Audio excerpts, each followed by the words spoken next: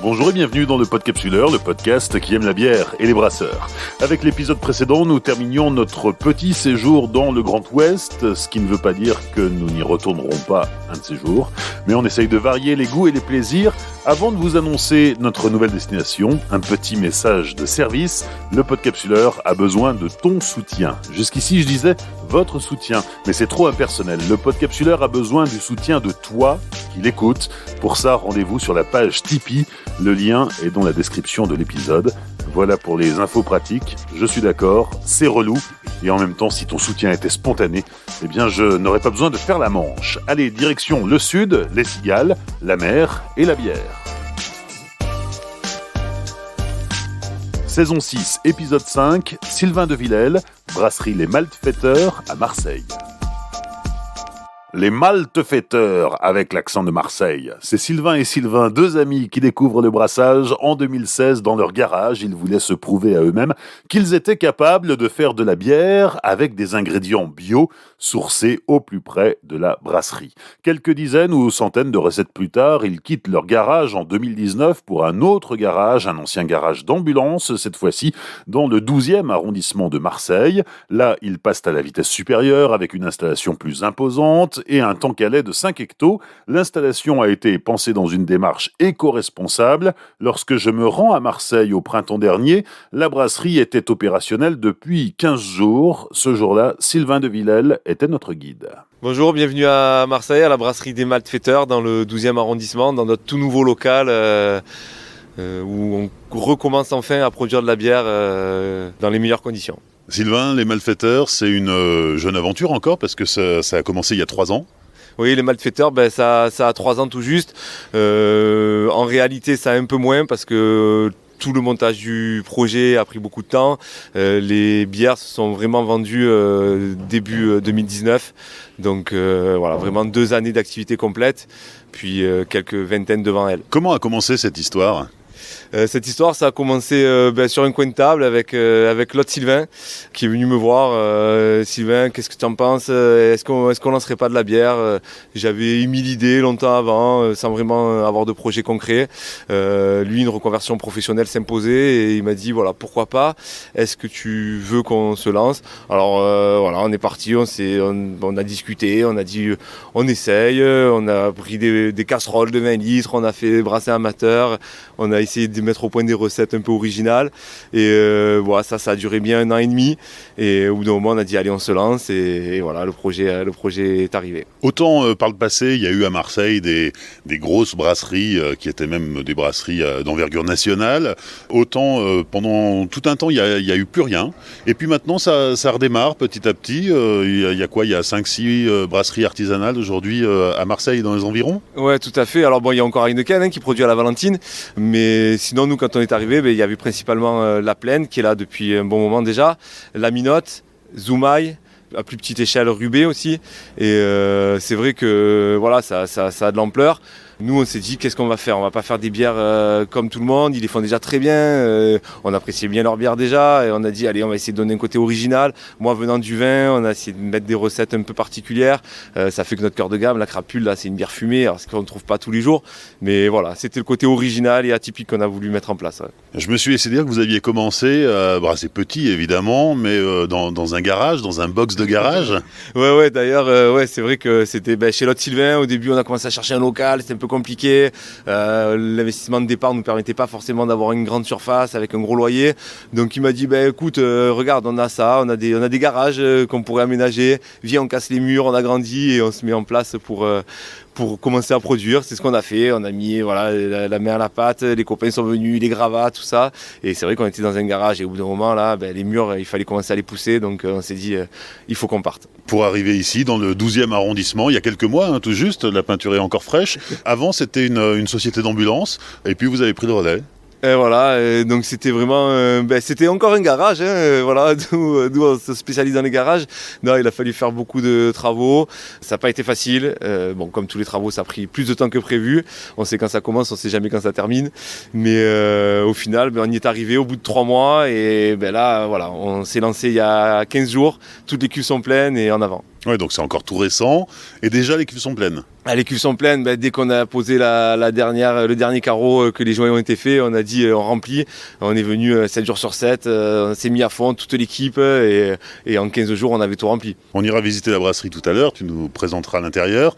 Comment tu es passé du vin à la bière? Peut-être d'ailleurs que tu as encore un pied dans le vin? Alors en fait, je crois que j'ai les 2 pieds dans la bière et les 2 pieds dans le vin. Je suis pas passé de l'un à l'autre, c'est un projet commun, conjoint. Je suis passé par la force des choses avec le projet qui s'est monté. Au début, je me suis dit que je suivrais ça un peu à distance, et puis très vite, je me suis rendu compte que j'étais à fond dedans et que je pouvais pas lâcher, et que voilà, c'est comme ça. C'est ma façon de faire aussi. Après, on est tous comme on est, et j'ai l'habitude de faire les choses à fond. Et c'est la force des choses qui a fait que je suis arrivé dans la bière. Quand on est professionnel du vin, on peut aussi être amateur de bière? Alors au début, j'avoue que c'est difficile. Moi, il y a quelques années, je buvais de la lef, donc la transition s'est pas faite sans douleur, mais ouais, très vite, c'est devenu naturel. Et alors, non, quand on aime, on compte pas, et on peut avoir 2 passions, la bière et le vin, sans problème.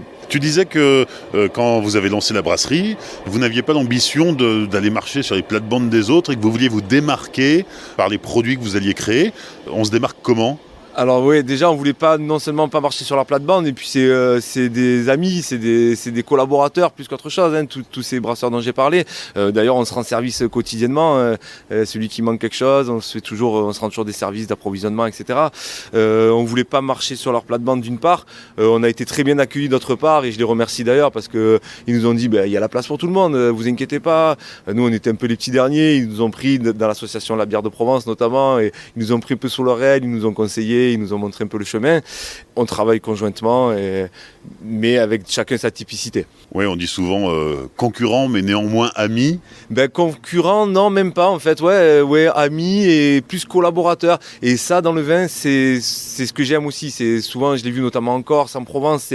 C'est vraiment quelque chose qui m'a marqué. On n'est pas concurrents. On produit la même chose ensemble. Voilà, et puis on s'entraide. Et la bière, c'est ce qui m'a marqué très vite, c'est que c'est la même chose en fait. Et ça, c'est très plaisant humainement parlant. C'est très intéressant. Donc quand vous êtes passé sur de plus gros volumes, en fait vous n'étiez pas seul, il y avait cet accompagnement des autres professionnels de la filière. Ah tout à fait, on faisait nos bières dans notre garage, amateur en 20 litres, on faisait goûter à nos copains, et puis petit à petit on a fait goûter aux autres brasseries et tout. Ils nous ont dit ouais, n'ayez pas honte et regardez pas vos chaussures, allez-y, lancez-vous, et ça nous a conforté dans notre idée, et aujourd'hui voilà, on en est là, c'est sympa, merci à eux. Alors vous avez démarré à 2, mais en visitant déjà ce matin, en saluant les gens qui sont là, il y a déjà 4-5 personnes qui travaillent à la brasserie. Alors on a débuté à 2, très vite on a vu qu'on n'y arriverait pas à 2. Donc en 2020, on a fait revenir 3 personnes en plus qui sont des amis, Julien, Daniel et Arnaud. Alors chacun ont leur domaine de compétences particulier. Arnaud c'est le marketing, lui il fait de la prod audiovisuelle.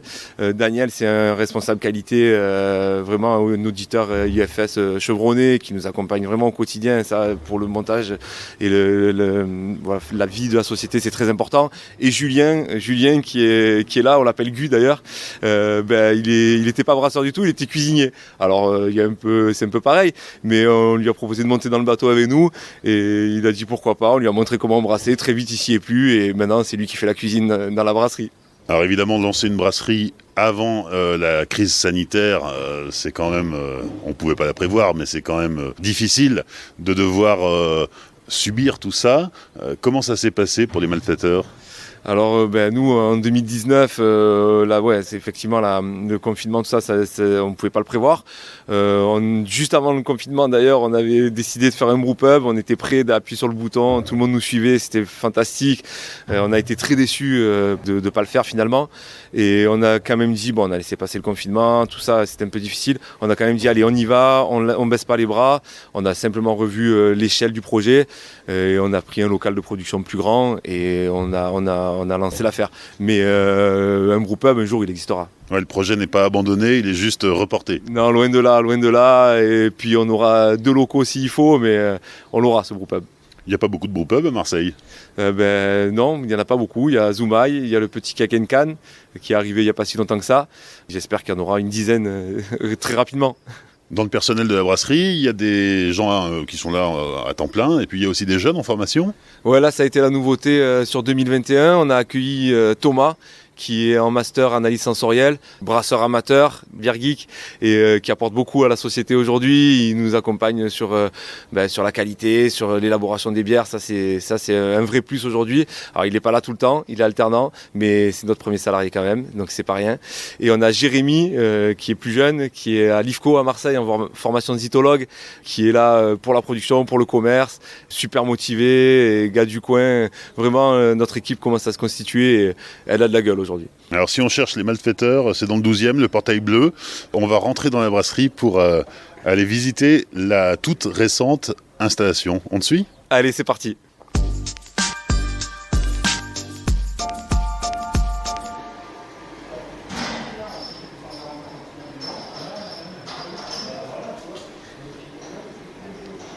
Déjà, ça sent le malt chaud. Ah ouais, là, on est en train de... Enfin, ils sont, puisque moi je parle, ils sont en train de préparer le brassin de la crapule. Donc l'empâtage vient juste de démarrer, on le sent, là, c'est très agréable, c'est le meilleur moment. Julien le dit souvent, pour moi c'est le meilleur moment de la journée, au moment où on verse la céréale dans l'eau chaude et que les premières odeurs commencent à arriver à nos papilles, c'est un bonheur. Donc on disait qu'on est dans un ancien garage d'ambulance, une ancienne société d'ambulance. Alors c'est pratique parce que on rentrait des ambulances ici, donc il n'y a pas de colonne, il n'y a pas de pilier. On est vraiment dans un espace grand ouvert. Ouais, là c'est ce qui nous a marqué quand on a visité ce local la première fois. C'est l'espace qui s'offrait à nous. Donc on a une grande pièce de 150 mètres carrés. Bon, il a fallu faire les murs, le sol, une grosse dalle, réagréage et tout, un caniveau pour que ça soit aux normes alimentaires, parce qu'il ne faut pas oublier que la bière c'est quand même un produit alimentaire et qu'on ne peut pas faire n'importe quoi avec. Et voilà, donc aujourd'hui c'est une fierté, je suis fier de vous montrer ça parce qu'il y a eu beaucoup de travail, ça n'a pas été facile tous les jours, on n'a pas bien dormi toutes les nuits, mais voilà, aujourd'hui on a posé nos cuves et c'est parti pour le brassage, j'espère que ça ne s'arrêtera plus. Ouais, donc vous étiez parti pour 15 jours de travaux et puis ça a duré un petit peu plus longtemps. Ouais, un petit peu plus, à peu près 3 mois quand même. Hein. Donc bon, on sait les travaux comme toujours, et on sait quand ça commence, on ne sait pas quand ça se termine, c'est connu et ça s'est vérifié chez nous. Donc il faut se battre pour tout. Donc bon, c'est ma façon de faire aussi dans la vie. Donc on y est arrivé et ouais, c'est vrai que c'est une fierté parce que ça n'a pas été facile. Aujourd'hui, on est dans de bonnes conditions. Alors si on regarde les détails, tout n'est pas parfait, mais dans l'ensemble, l'objectif est atteint. Alors présente-nous l'installation de la brasserie Les Malfaiteurs. Alors on rentre dans la brasserie, on a un grand portail, ça c'est bien pour acheminer les palettes. Tout de suite on tombe sur nos deux lots de cuves, donc on a 4 cuves de 10 hectos et 7 cuves de 5 hectos. Elles sont toutes thermorégulées, double enveloppe, ça nous permet de fermenter dans vraiment de bonnes conditions. L'important, moi je pense que la bière doit fermenter assez lentement, de manière régulière tout du moins, pour préserver les arômes. Ça c'est mon côté vin qui s'exprime, mais je pense que pour préserver les arômes de la bière, il ne faut pas se précipiter et après il faut avoir une bonne garde à froid pour... Tout le monde dit que la bière se fait au moment de la garde à froid, donc là on a mis un gros groupe de froid, on a mis un gros système de thermorégulation en place avec des thermostats automatiques, donc voilà, ça c'est sympa. On tombe très vite sur notre générateur de vapeur. Quand on a créé les malfaiteurs, on voulait être bio mais pas seulement, on voulait être éco-responsable, on voulait limiter notre impact sur l'environnement, donc pas trop utiliser de produits, donc là on a investi pour les générateurs de vapeur, c'est vraiment un plus. Déjà c'est plus facile à travailler et en plus on utilise moins d'eau, plus de produits chimiques et voilà, ça c'est le point qu'on voulait améliorer. Ça sert à quoi un générateur de vapeur ? Ça sert à désinfecter les cuves parce que la bière, pH assez élevé par rapport au vin, je parle, pH assez élevé et faible degré d'alcool, ça dépend lesquels, mais bon, plutôt faible degré d'alcool. Donc il faut désinfecter, nettoyer tout le temps, on est tout en train de nettoyer, faire attention. Donc la vapeur c'est quand même un plus, on gagne du temps, des produits, voilà, on désinfecte et on peut remplir nos cuves. Alors on a quand même des produits, on utilise quand même pour nettoyer, mais beaucoup moins qu'avant. L'autre point positif aussi au niveau éco-responsabilité, c'est notre bâche eau froide. Ça nous permet de ne pas jeter l'eau de refroidissement. Donc on travaille en circuit fermé et ça c'est un plus parce qu'on économise 500, 600, 700 litres d'eau par jour, c'est pas mal. L'eau qui se retrouve dans la bière qu'on boit, c'est une chose, celle qu'on jette à l'égout, c'est un peu malheureux. L'eau de la bière, c'est celle du réseau ? L'eau de la bière, c'est celle du réseau, tout à fait. L'eau de Marseille, il ne faut pas oublier qu'elle avait été élue meilleure eau d'Europe en 2010. Donc bon, allez, ça fait déjà 10 ans, mais on peut penser assez facilement que cette bière, cette eau est de bonne qualité. Oui. Et puis on la surveille, on a des analyses, parfois on corrige légèrement à l'empâtage, mais ouais, c'est une bonne eau Marseille. Alors l'empâtage, une cuve de 5 hectos. Ouais, un ancien tank calé, tout simplement, 5 hectos, avec un fond filtrant fait sur mesure. Heureusement qu'on avait des amis qui étaient dans la soudure. Ça nous a permis au début d'économiser. Mais là, le matériel n'a pas changé, celui-là. C'est toujours les tanks calés, nos 5 hectos, chauffe électrique 3 fois 12 kW, qui nous permet de travailler assez rapidement, dans de bonnes conditions. Et ouais, ça tient la route. Ça va vite s'avérer petit, je pense. Maintenant, on est là et on en fait 2 par jour. On sort les mains des poches et on y va. Ouais, mais ce qui est pratique, c'est que dans les locaux actuels, vous allez pouvoir remplacer le matériel sans avoir besoin de déménager. Ouais, là, il y a la place, on le voit, on y a pensé déjà. Et, on a fait l'investissement sur les travaux, sur les cuves, sur le froid. Chaque chose en son temps et l'unité de brassage de 10 hectos arrivera très vite. En termes de matières premières, malt, houblon, comment vous vous positionnez ? Alors on reste sur du bio parce qu'on est certifié et qu'on fait 100% de notre production en bio. Aujourd'hui, on s'approvisionne en Belgique. Alors c'est un peu loin, c'est pour ça qu'on a adhéré à l'association de la bière de Provence. Il y a une filière qui travaille pour le houblon local. Ils sont en train de développer ça à petite échelle, mais ça avance. Et on travaille aussi avec des agriculteurs de la région pour produire du malt local dans des malteries plus proches de chez nous. Pareil, ça prend du temps, mais c'est en route et dans quelques années, je suis sûr qu'on s'approvisionnera localement de matières bio. Pour créer une bière de terroir ? Ouais, une bière de terroir, ça va faire bondir certains quand on dit ça, mais oui, le malt, c'est quand même une céréale donc qui pousse sur un terrain avec un certain climat, donc oui, tout à fait. Alors après, l'orge est transformée en malt, certes, mais il y a un savoir-faire aussi. Terroir plus savoir-faire, ça doit donner quelque chose d'atypique, bien sûr. Bière de terroir, ça fait bondir certains, mais ça fait pas bondir l'homme du vin ? Non, on mélange pas tout, et au contraire, j'ai envie d'y croire.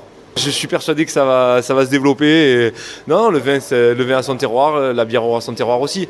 Alors évidemment, une fois qu'on a brassé, que ça a fermenté, il faut conditionner. On en est où ? On en est encore à l'ancienne. On a notre ancien matériel de notre local d'avant. Tireuse manuelle 4 becs, étiqueteuse semi-automatique, capsuleuse 100% manuelle. Bon, on ne peut pas rester comme ça, mais il faut bien conditionner la bière pour le moment. On a aussi une autre part de l'investissement qui est validée avec une embouteilleuse automatique à 1000 bouteilleurs qui doit arriver dès le mois de septembre. Et là, l'équipe me remerciera parce que c'est vrai que les embouteillages, c'est sportif actuellement. Et c'est d'ailleurs une machine qui arrive d'une autre brasserie de la région, on peut en parler ? C'est la bière de la Rade à Toulon qui eux aussi évoluent et ont prévu de se libérer de ce matériel-là. Donc on se suit régulièrement et eux aussi ça a été un peu le modèle. C'est vrai que c'était les grands frères avec un brewpub, avec des belles recettes, des très jolies bières que j'apprécie énormément. Et voilà, on a décidé ils nous accompagnent là et normalement on devrait sans problème récupérer leur matériel très vite et je souhaite que leur projet avance au plus vite pour nous aussi. Alors l'espace où on se trouve là, c'est un espace de stockage, mais prochainement ce sera l'espace d'embouteillage. Voilà, donc là il y a presque trop de place, vu que on a une embouteilleuse manuelle, que la place est prévue pour un truc automatique. Donc tant mieux qu'on ait de la place. Très vite ça va être plein et voilà, il faudra s'organiser aussi. Et le fût ? On a un système de fût, c'est des éco-drafts, c'est fût consigné qui nous permet de moins jeter de plastique que les kékegs. Maintenant, très vite, dès qu'on aura des jours meilleurs financièrement parlant, on pourra envisager l'inox. Niveau écolo et niveau facilité, ergonomie, c'est quand même le mieux. Ce qui est intéressant aussi, c'est qu'on a de la hauteur sous plafond. Donc aujourd'hui, les fermenteurs, la majorité sont des petits fermenteurs de 5 hectos, mais il y a possibilité de s'agrandir là aussi. Ouais, là le but aussi, encore une fois, c'est un local modulable. On a prévu, là on est en 5 et 10 hectos. Très vite, en modifiant notre installation de brassage, on a la place pour mettre des plus grandes cuves et j'espère qu'elles le seront le plus grosses possible. Une fois embouteillé, il y a une refermentation. Hein. Ouais, tout à fait. Ouais, on travaille à la bière artisanale à l'ancienne, donc refermentation en bouteille. Pour moi, c'est les meilleures bières d'ailleurs, il n'y a pas photo. Toutes les bières que je déguste qui sont sur lit, vraiment pour moi, c'est les meilleures. Alors je viens du vin, on élève le vin sur lit. Ouais, il y a peut-être cette notion-là. La nature est bien faite. La refermentation en bouteille, c'est la méthode la plus simple pour faire de la bière. Et pour moi, c'est la meilleure. Donc on utilise cette méthode-là. Et on a une salle de refermentation de 50 mètres carrés qui nous permet d'avoir de la place suffisante pour travailler correctement. On a quitté la salle de brassage pour se retrouver dans le bureau qui fait aussi office de chambre chaude. Ouais, tout à fait. C'est la deuxième partie de notre local, 50 mètres carrés avec la clim pour permettre d'avoir une température constante pour la refermentation, c'est idéal. Certains disent qu'à 1 ou 2 degrés près, ça joue sur la qualité de la bière. Donc on essaye d'être le plus régulier possible. Je me bats pour que la porte reste fermée. Et oui, effectivement, on a mis notre bureau là. On n'est pas bête, hein, on s'est mis au chaud, au chaud en hiver et au froid en été. Voilà, non, c'était une question d'organisation. C'était pratique d'avoir le bureau au milieu des bières et des maltes. Et finalement, c'est pas désagréable. Avec l'installation qu'on vient de visiter, quelle est la production de la brasserie Les Malfaiteurs ? On a une capacité de 70 hectos de cuverie. Le but étant de les remplir 2 fois par semaine. Donc voilà, après on ne sait pas exactement où on va. On essaye de faire le maximum. Déjà, on a eu beaucoup de ruptures à cause de l'arrêt de production pendant 3 mois. Aujourd'hui, on se donne les moyens pour reconstituer les stocks. Les chiffres, on ne les connaît pas encore, mais on sait que très vite, ça sera trop petit. Les 5 dernières minutes, qui ne durent jamais 5 minutes en réalité. Sylvain, c'est la dégustation. Qu'est-ce que tu nous as préparé ? Alors, la dégustation, c'est le meilleur côté du travail. Hein. Là, on commence par une infiltrée. C'est une bière qui arrivait un peu sur le tard. Certains de nos clients et des gens qui dégustaient nos bières nous disaient vos bières, elles ont quand même beaucoup de caractère. Est-ce que vous pourriez pas en faire une un peu plus classique pour certaines personnes qui aiment les bières un peu moins prononcées en goût? On ne sait pas faire neutre. Donc on a quand même fait, on s'appelle les Malfaiteurs. Donc c'est une bière relativement bien maltée, pas très amère, bien structurée quand même, avec un bon équilibre, légèrement fruitée. Ça s'appelle l'infiltré parce que c'est pas une vraie Malfaiteur, mais elle a quand même notre caractère. Donc on retrouve bien ces céréales en bouche, assez agréable. L'infiltré, la robe légèrement dorée. On est sur une pale ale, ce qui est assez classique en termes de robe. Très vite on sent qu'elle est jeune, elle a été mise en bouteille il n'y a pas très longtemps, elle n'a peut-être pas complètement terminé sa fermentation secondaire. Là on sent des légers arômes de banane, donc sur les esters, le côté céréalier bien présent. En bouche on retrouve ces notes de céréales. Bien malté, assez équilibré. Le côté fruité aussi qui s'exprime. Alors elle a quand même ce caractère qu'ont toutes nos bières. Beaucoup de rondeur, pas mal de gras en bouche et une persistance aromatique assez agréable.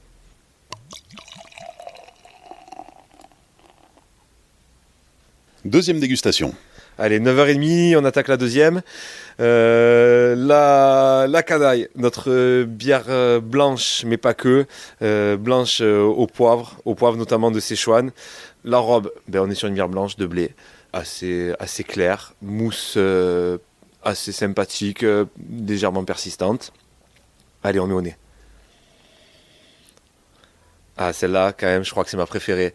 Tout de suite, ce qui saute au nez, c'est ces arômes d'agrumes. Une légère fleur d'oranger, citron, très agréable, ça donne envie de mettre en bouche. Allez, on y va.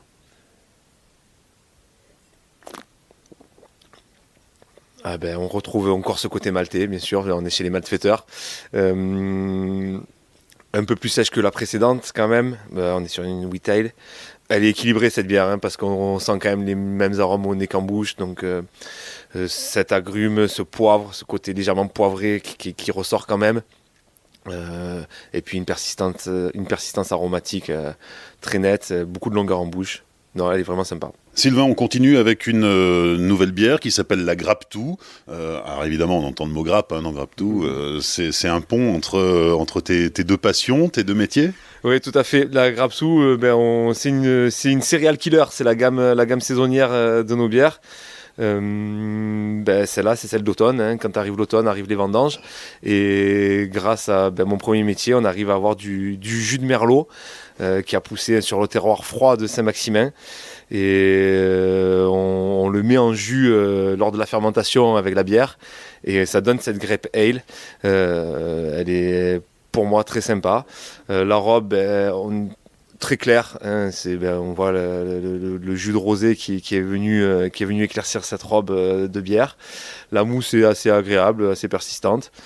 Le nez, on sent le merlot, hein, on voit ses arômes assez tendus, elle est floraux, là maintenant elle a quelques mois celle-là, donc on peut pas dire qu'on sent vraiment la fleur, mais à la base c'est quand même bien fruité et légèrement floral. Elle est en bouche. En bouche, qui saute aux yeux, c'est cette petite acidité qui donne vraiment une belle tension. Côté rosé bien présent, avec la note de malt qui s'équilibre bien. Ça donne une bière complexe, elle est sympa. Du coup, c'est une bière saisonnière. T'as une bière par saison ? Alors, on a une bière par saison, ouais, la Graptoe au moment de l'automne. Puis vient l'hiver avec la Malt Capone, une porteur à la cardamome qu'on dégustera après. Puis au beau jour, la bière de printemps, c'est notre Eisenbier. Notre Eisenbier, c'est la double IPA dont tout le monde raffole, on n'en a jamais assez. Et puis au moment de l'été, la Dilly Ginger, gingembre citron, très sympa aussi. Sylvain, on continue cette dégustation avec la Crapule, qui est un peu la bière phare de la brasserie Les Malfaiteurs. Ouais, la Crapule, le cœur de gamme, c'est la première bière qu'on a faite, c'est tout simplement la Crapule, notre bière phare. Donc on est sur une Golden Ale, hein, on l'appelait Smoked Ale parce que c'est une bière légèrement fumée. Mais au niveau de la robe, on voit vraiment ce côté or qui est présent. La mousse, comme toutes nos bières, je pense c'est assez sympathique, plutôt persistante. Au nez, on voit ce qui saute aux yeux, bien sûr, c'est le fumé. Voilà, ce malt fumé qui est présent. Alors on aime ou on n'aime pas. Moi, à la base, c'est pas ma came, hein, le fumé. J'aime bien le saumon fumé, mais la bière, bof. Mais bon, allez, on y est allé doucement, donc on a trouvé un bon équilibre, je pense. En bouche, côté fumé qui ressort, clairement. Très gras, très, très, très rond en bouche. Malt, on sent bien les maltes légèrement torréfiés, tout ça. Agréable. Et cette bière, elle va parfaitement avec un fromage à pâte dure, un bon petit comté affiné. Vraiment, c'est vrai que c'est un accord qui réussit à chaque fois. Dernière dégustation, Sylvain, avec la Malt Capone. Ouais, Malt Capone, c'est une céréale killer aussi. On repart sur une céréale killer. La bière d'hiver, porteur à la cardamome. Alors, cardamome naturel, hein, fruits concassés. À boire au coin du feu quand il fait bien froid dehors. Alors, on n'est pas complètement encore au printemps. Hein, on voit que dehors, c'est un peu couvert. Et bon, elle va se laisser déguster quand même. Bon, vous prendrez bien un peu de cappuccino. On voit bière robe noir foncé. La mousse assez sympa. On pense, ça fait penser à du cappuccino. Ouais. Le nez, note assez présente de cardamome. On aime ou on n'aime pas. C'est assez particulier comme épice, c'est original. On a derrière ces notes un peu fruitées, rouges. Il y a des notes de cerise là, qui sont assez intéressantes. Pour moi, je crois, je suis pas trop bière brune, mais c'est assez rare dans les bières brunes. Et bien sûr la torréfaction qui vient prendre le dessus par la suite. La bouche, elle est pleine, c'est rond, c'est assez chargé, peut-être un peu trop selon les palais, mais c'est une bière assez puissante, mais quand même légère en alcool, ça reste une porteur. Si on résume, Sylvain, les Malfaiteurs, 2 gammes, une gamme permanente, une gamme saisonnière. Une gamme permanente, crapule, truande, infiltrée, vaurienne, canaille. La saisonnière, Graptoe, Eisenbier, Dilly Ginger, Malt Capone. Et bientôt des bières éphémères aussi. Des collabs ? Des collabs, on en a fait une avec Madame Duss au Bossé. Allez Hélène, on s'entend super bien. On a fait 2 fois le brassin d'une brute IPA qu'on a appelé Braquage à Galaswinda. Madame Duss avec des Malfaiteurs. Une petite bombe super sympa. On peut pas la déguster, c'est dommage, mais j'y ai pensé ce matin, on va l'appeler pour la refaire. Maintenant, on va pouvoir l'accueillir dans de bonnes conditions, dans de nouveaux locaux.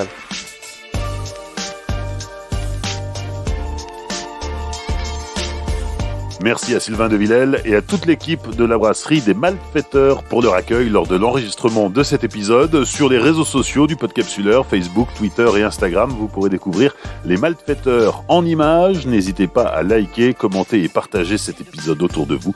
Pensez aussi à laisser un commentaire et 5 étoiles sur Apple Podcast pour booster les algorithmes. Et venez aussi discuter sur Tumult. Vous êtes toujours plus nombreux à nous écouter et à nous suivre sur les réseaux sociaux. N'oubliez pas de soutenir le Podcapsuleur sur Tipeee, tipeee.com/podcapsuleur. Merci d'avance. Rendez-vous dans 15 jours en Alsace. D'ici là, souvenez-vous, l'abus d'alcool est dangereux pour la santé, alors savourez mais sans forcer.